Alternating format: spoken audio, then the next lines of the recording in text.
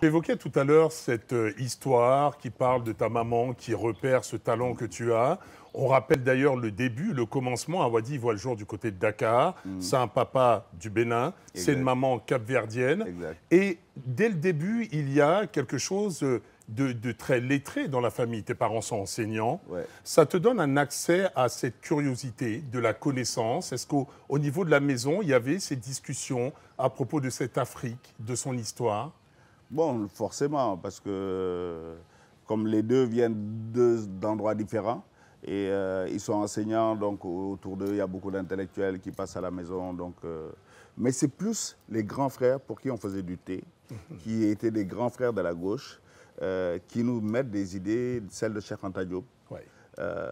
Nous, on fait du thé pour des grands qui sont des disciples de Cheikh Anta Diop et qui te parlent de Sankara, qui te parlent de Sékou Touré, mais tu entends dans leur voix et puis qui te laissent certains bouquins traîner.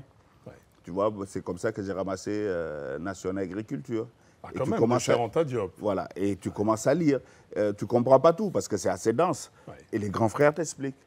Et ils te parlent de Sankara. Et ils te parlent de tous ces révolutionnaires et tu dis, waouh, il se passe quelque chose. Et c'est plus en terminale que j'ai un prof d'anglais qui me passe une cassette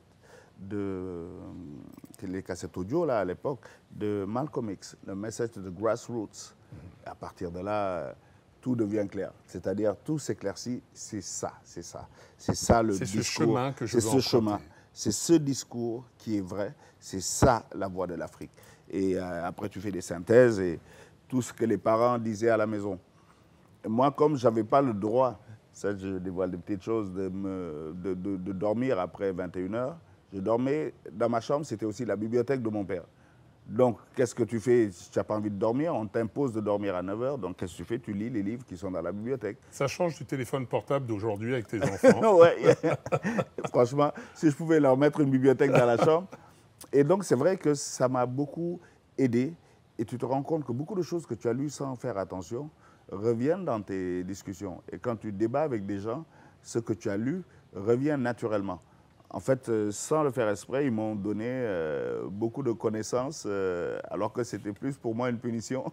Au final, ça me sert beaucoup. C'est une punition aujourd'hui qui réjouit l'Afrique, car Awadi porte justement cette parole. Parce que beaucoup se demandent toujours, mais comment il fait pour avoir toutes ces références? Comment il fait pour arriver la pensée d'un Malcolm X, la pensée d'un Cheikh Anta Diop, ou alors d'autres grands noms? Il y a quelque chose qui, pour toi, participe de se cultiver d'abord, de grandir aussi et d'acquérir cette connaissance de l'Afrique pour mieux l'explorer. Tu avais déjà envie de la sillonner, cette Afrique, à partir de ta chambre?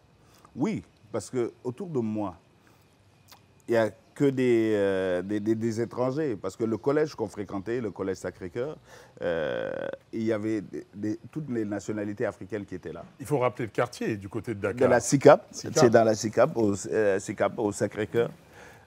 Et donc, autour de moi, plein de nationalités. Et puis, chacun te raconte ses histoires.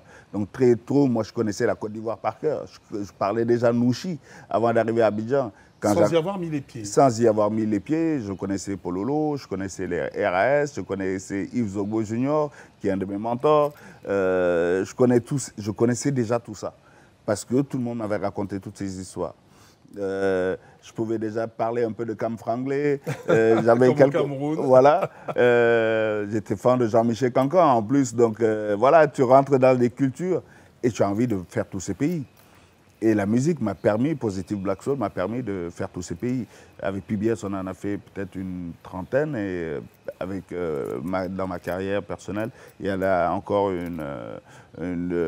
14 pays qui se sont ajoutés. Et mon rêve ultime, c'est de faire les 54 pays.